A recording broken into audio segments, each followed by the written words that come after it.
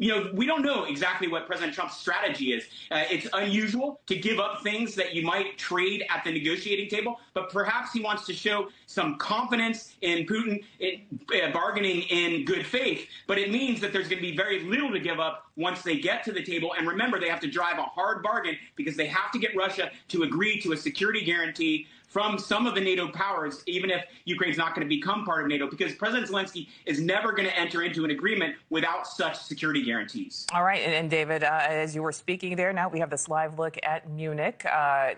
Vice President J.D. Vance there speaking among these meetings. Let's listen in.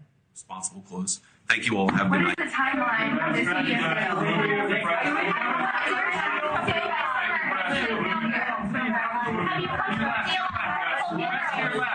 I actually can't hear you when you all shout at once. You guys have a good night.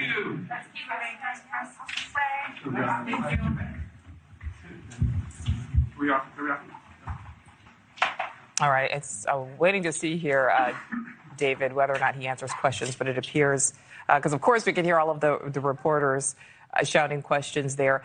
So we saw that meeting there with Vance, with Ukraine's President Zelensky. What ultimately do you think happens in Ukraine?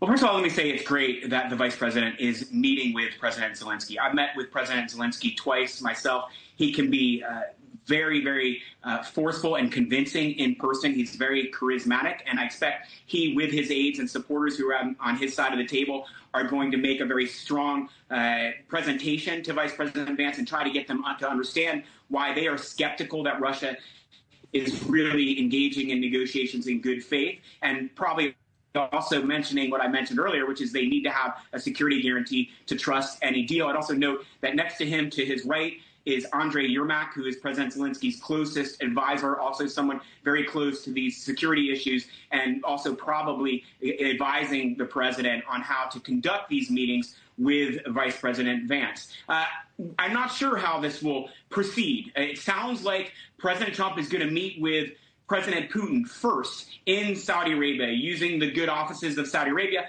to help mediate a discussion over a resolution to the war in Ukraine. And we don't know what Putin's view is, and we don't know whether he's actually ready to compromise. Many think that Putin needs to be weaker, that the Russian military needs to be weakened even more, has to suffer more losses, has to lose more territory in Ukraine before they're going to be ready to concede. What's very important is that President Trump doesn't make too many compromises so that we capitulate to Russia in those early negotiations between Trump and Putin.